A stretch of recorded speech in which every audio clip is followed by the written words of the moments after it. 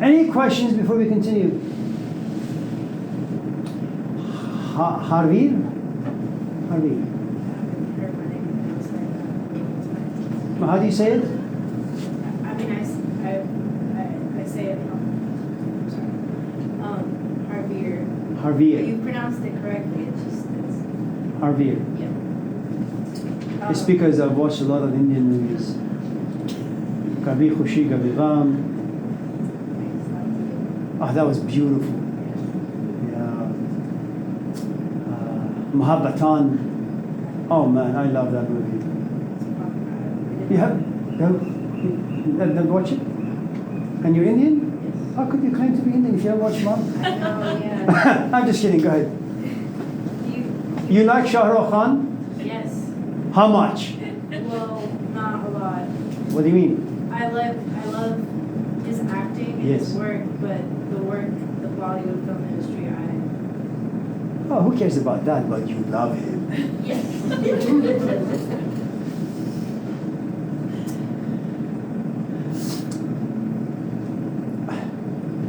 I was going through my 8th divorce, and I went to my brother for some healing moments. And so he says, don't look that way, we're just him making dinner and him and I sitting and watching a movie. So he says, I'll be right back. He goes upstairs and comes back down. And I said, what's this movie? Remember Amitabh Bachchan? Yeah, I remember Amitabh Bachchan. They lived in India. He's got this new movie. Do you know Shah Rukh Khan? I have no idea who Shah Rukh Khan is. Let's just watch it. It says, Iraj, it's 10 o'clock. Indian movies are about 10 hours long. He says, I've heard so many good things about the movie. So we sit and watch. Kabhi Khushi Kabhi Gham. My brother wept like a man in pain. And I just laughed because I don't feel anything. Anyways, for those of you who haven't seen the movie, you should watch it. It's really, really, really It's good. on Netflix. Is it? Netflix. Kabhi Khushi Kabhi Gham. Sometimes joy, sometimes sorrow. But please go ahead. Do you like Amitabh Bachchan? You know, I think he's probably the tallest person in India. He's like 9 feet tall. Well, his son's his height as well. His son is what? His son is also his height. Yeah, but there is something unpleasant about him. I don't know what it is. And maybe it's the history I have with Amitabh. Yeah. Sure. Amir Akbar Anthony. Have you seen that? My mom was just talking about a movie that I haven't seen. Tell your mom I said hello. I will. Tell her I have seen all the movies. Okay, go ahead. Jackie, it's good to see you. You mentioned, I just wanted to... You know, I don't understand you people. You know, you laugh, you have a good time, which means you're living in the present. Instead of enjoying it, you want me to stop and make you think about the past, future, and be miserable. What sort of animals are you? Go ahead, Harvey. I just wanted to know the book that you were talked about with. I'm so sorry. I'm waiting. I think I forgot. I hope I didn't interrupt you. No, Was it the Stephen Prothero book? no, it was, I believe it was a movie, Michael Douglas. Which one? What did you remember? Yeah, you know, I don't remember the title. I think it's called like Lonely. It's really not the title, but just, you know, type his name, Google his name, and you'll find like the list of his movies, which are over 1 million. Go through them and find the movie in which like it's him, Morgan Freeman, and a few other old people. Yeah. So yeah, look for Michael Douglas in old age. And it shouldn't be very difficult to find. You'll enjoy the movie. Yeah. Anyone else? Is that the one where they're dying and Yes. going around the world? No, but maybe. I actually don't know. Okay.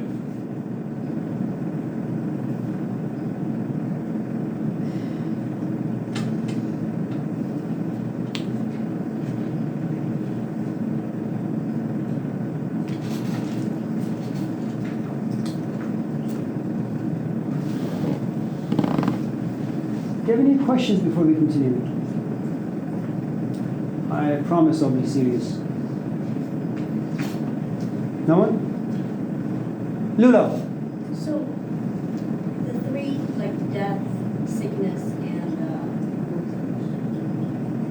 Death. Old age. old age. So all of these, if we remember them, do they help us be better to live?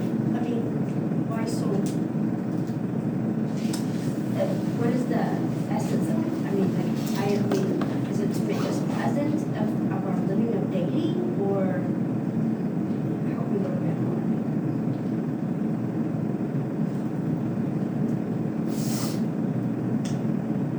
it? Let me answer your question in a layered fashion, because I'm not going to respond to your question directly at first.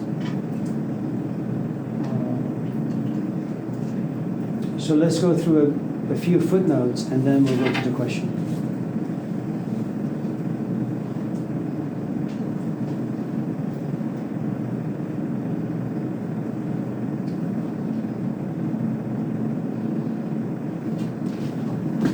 You know, it's a poem that I have shared with some friends many, many times in this class. It's a poem that was given to us by Rumi, supposedly, before he died. And it goes like this.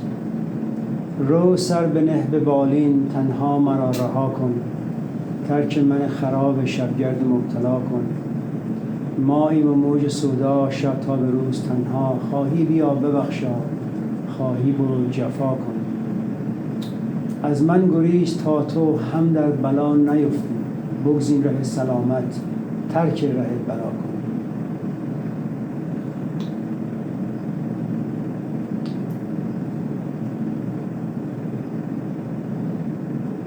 Tradition has it that his son goes to him and he says, and Rumi happens to be, sick in pain because the last 5 years of his life he just didn't write at all. And it's a really strange place to be for a man who from the age 40 up to the age 60, to the age maybe 57, 58, he just wrote. He wrote 6 volumes of Masnavi. He wrote Fiha Ma Fih, which is basically kind of like Confucian stories, and you're supposed to extract the wisdom from the stories. They're satires for the most part. He wrote about almost 700 poems in honor of his teacher. I mean, that's a very, very rich life to have for about 20 some odd years, and all of a sudden the last 5 years of your life you realize there is nothing for you to write anymore. I don't really know what sort of self-image that inspires. How you cope with the fact that here you are, this poet, this teacher of wisdom, but all of a sudden you've sought seclusion. You don't want to talk to anyone. You don't want to hear from anyone. You don't want to write. You don't want to read. So he tells his son that, I know you look at me and you see pain. And you want to bring me comfort. Leave me alone. Let me just rest. And don't come near me. Because I am a man who travels in darkness. And I've learned how to live in darkness. I've learned how to live in chaos. Shabgard. Shabgard means wanderer. A wanderer is someone. Go to the Gospel of, I think it's Matthew or Luke, where he says, look around you, what do you see? Do you see the birds working, saving? Do you see the dogs working, saving? No. And yet, God feeds them, supposedly. Why can't you be like that? Why can't human beings be like that? Because we don't have the faith. Because we understand life a little too well. That it's a horrifying place to be. You know, as Freud would say, you may be the nicest human being, but people around you are vicious. It's kind of like when you drive home tonight. You can be sober, you can be a great driver, but you have no idea if the guy pulling behind you is an alcoholic, is drunk, or this guy next to you is high, or angry, ready to ram into you. Okay? And a wanderer basically means that I make no plans anymore. My life is no longer in my hands. The sort of control and power people usually desire in their life, I no longer desire them. I want to be empty. Empty of fear. Empty of pride. I want to be empty of ambition. So I can be guided by a force that is greater than society, greater than ideas you find in books. I want to be guided by my intuition. And if you happen to be religious, I want to be guided by life or the spirit that lives inside you. Okay? He knows his son doesn't have that. He's not ready for that. So instead of infecting him with the wisdom that lives inside him, he says, go away. Bugzin rahe salamat.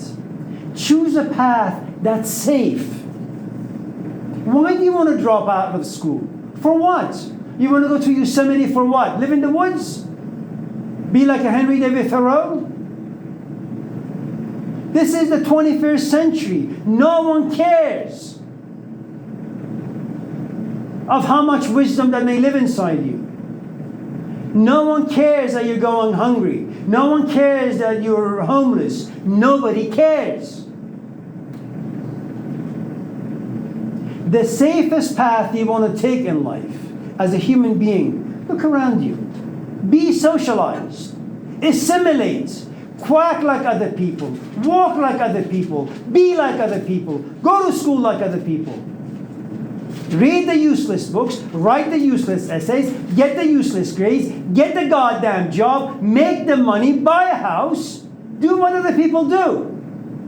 Then just before you die, you realize it's been a mistake. That's what he's telling his son. The ideas of Buddhism are not for us.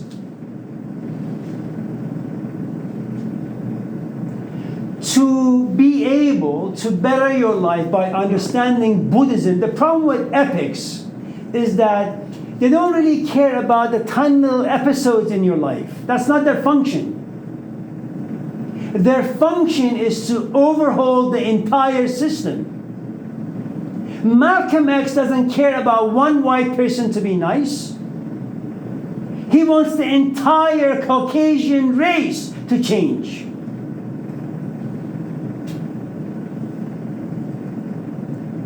The problem with Gilgamesh, with Hinduism, with Buddhism is that they just don't want to change, like the brakes or the starter. They want to get rid of the entire engine and then put a completely different one in it. Look, you drive a dinky Honda, okay?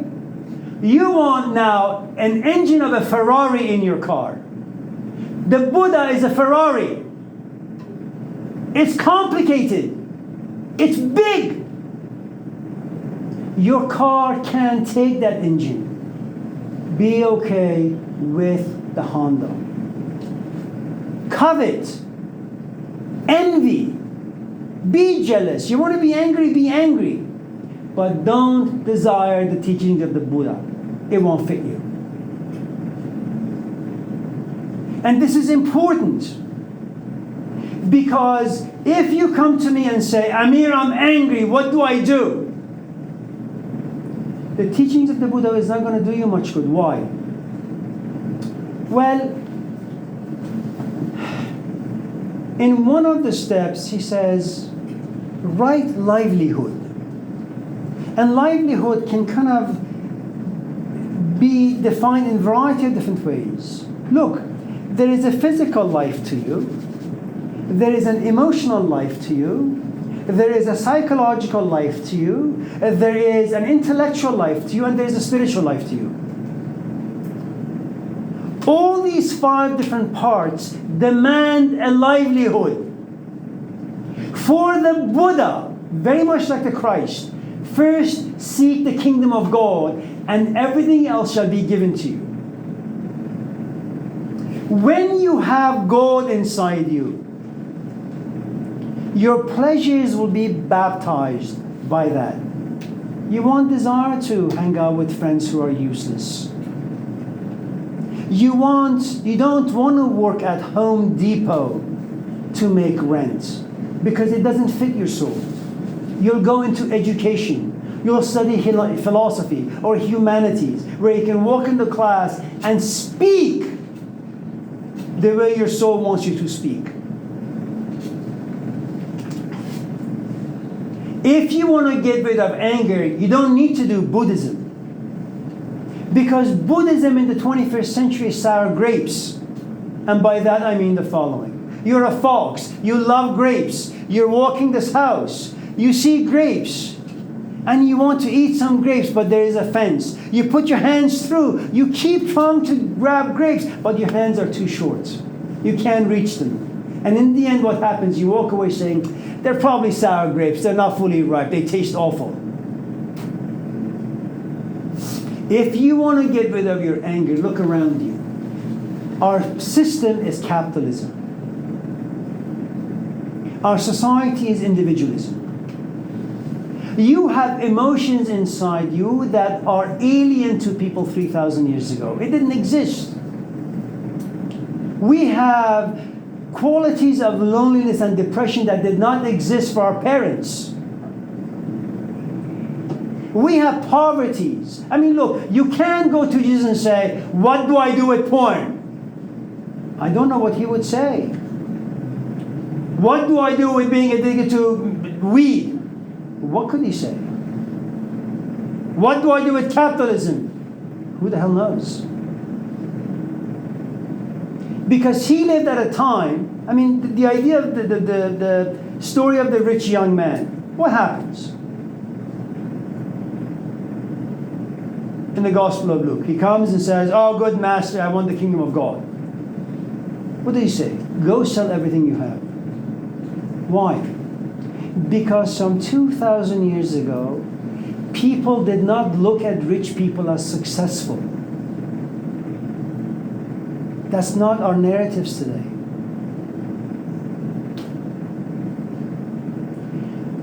Buddhism is an offshoot of Hinduism. One thing I didn't mention about this kid is the following. His parents are profoundly religious, which means that the Buddha was raised in a very religious environment, and yet the religion of his parents could not speak to his yearnings. He had to walk away from religion. We're not religious people. This is not a religious culture. We don't have religious emotions. We don't have religious ideas.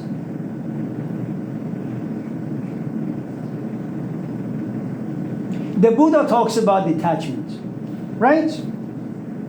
The first thing you need to understand, this is a guy who's married. You don't divorce 3,000 years ago. This is a guy who has a son. You don't walk away from your son. This is a guy who's got parents. You don't dishonor your parents. Nobody leaves their community. It's like Jesus Christ. Nobody leaves. He gets to a boiling point where none of that stuff matters to him.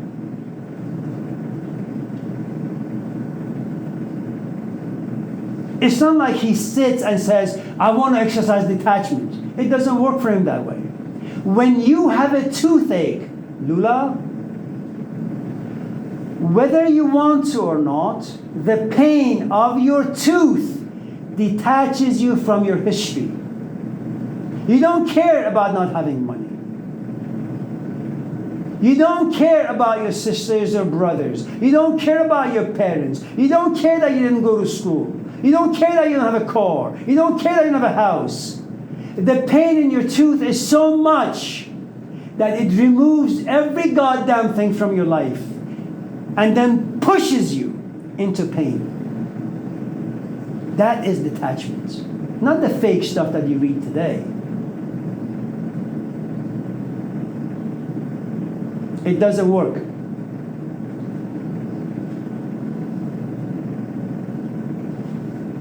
Reflection is about pain. Reflection is about you being removed from your life. And there will come a point where you will enjoy it.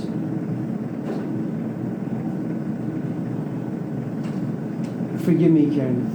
The other thing you need to also bear in mind, Lula, is this, and all of us, myself included, is that there is the idea and there is the application of the idea. These are two very, very, very different worlds. The book that Karen is reading, it's about ideas. The book will never discuss their application. It's impossible. Because if you were to discuss the application of the ideas, you would not write a book about the history of ideas. It won't work.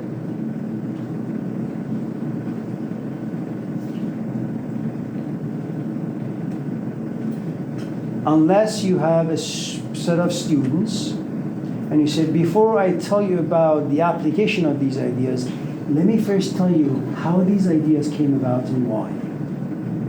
And then he says, now let me tell you how these ideas can be applied. And I assure you, myself in that category, none of us know how those ideas can be applied. It's impossible. And even if you were, there's a good chance you would walk away because they're far too painful.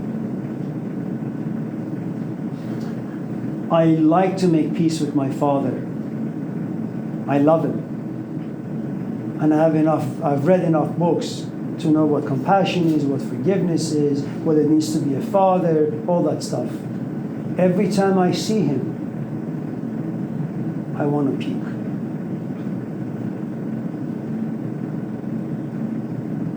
It's an analogy, that's not really, I love my father, he hasn't really done anything to me. But it's good to know that here are the ideas and there is the application. And I think if you have the right kind of pain, detachment will come naturally. You don't need to do too much work.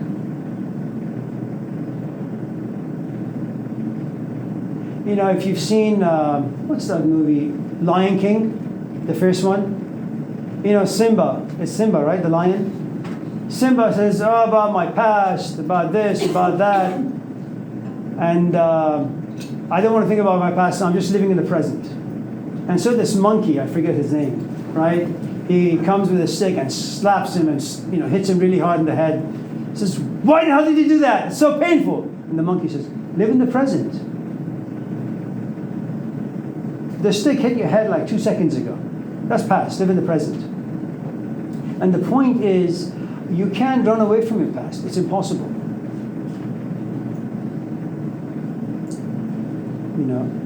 And I think if you want to travel to the past and then experience the right kinds of pains from the past, then all the things that haunt you from the past will just disappear. But we'll talk about that next Tuesday when you come to class. Yes, Karen.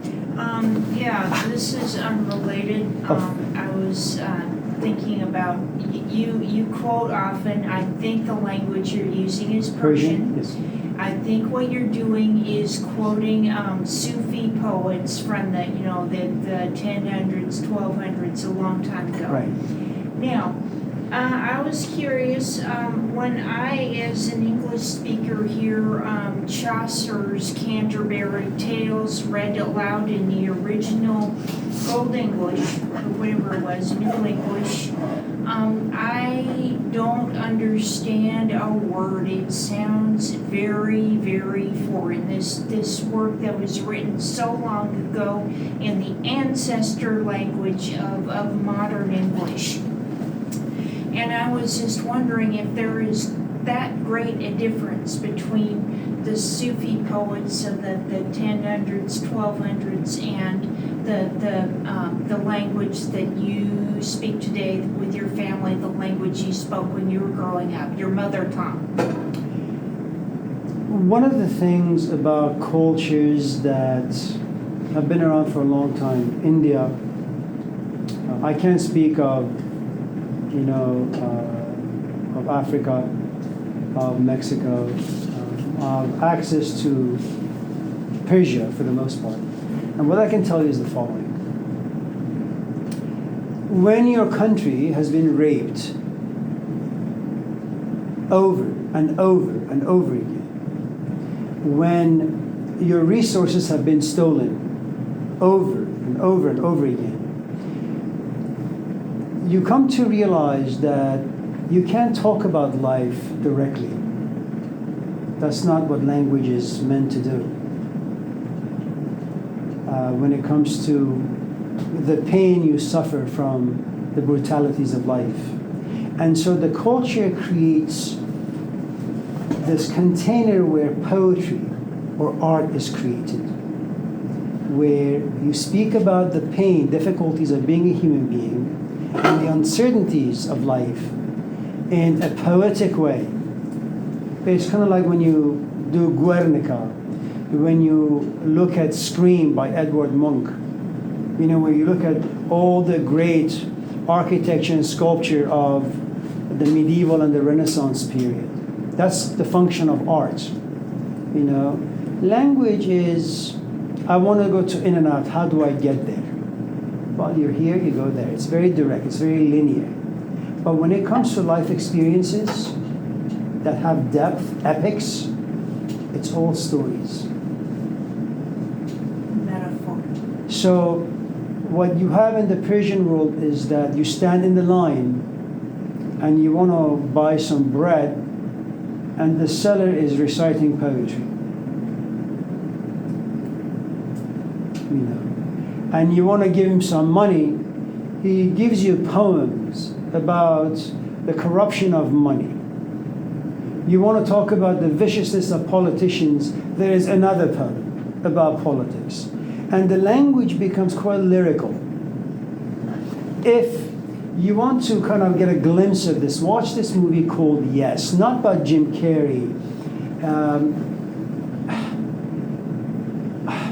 It's by, the director is Sally Porter, I think.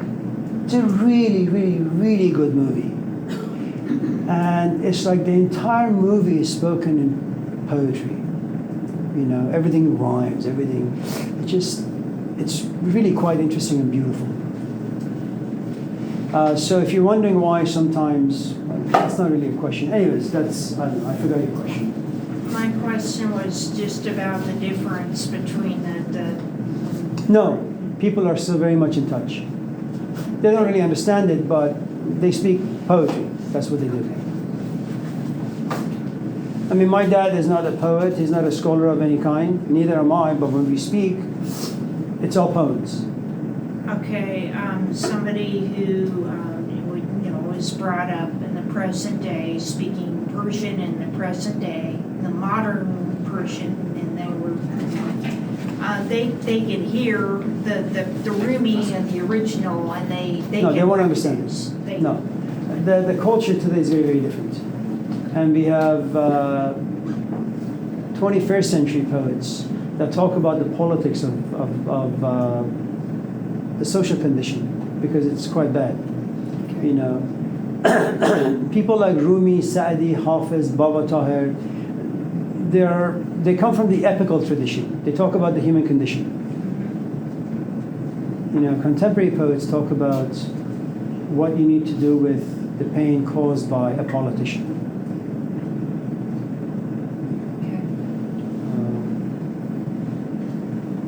در این سرای بی کسی کسی به در نمیزند. That's a 28th century poet. That we have entered an age where it's a desert. No one knocks on your door. No one asks if you're okay. No one asks if you're lonely. No one asks if you're sick. And it's good. It's good poetry. for people who are in the physical life and are suffering because of physical life, it speaks their language. But for someone who is looking for perhaps bigger,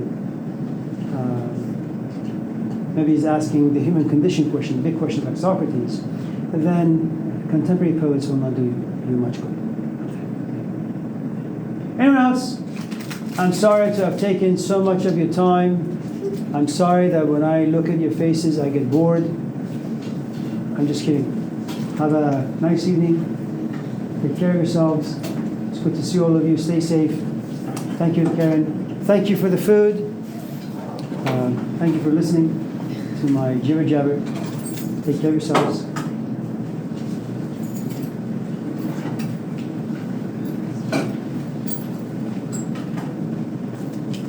Next week, Professor. Thank you. Take care.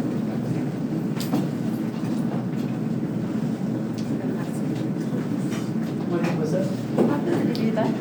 Thank you for reading that. Good, I hope it helps. Yeah.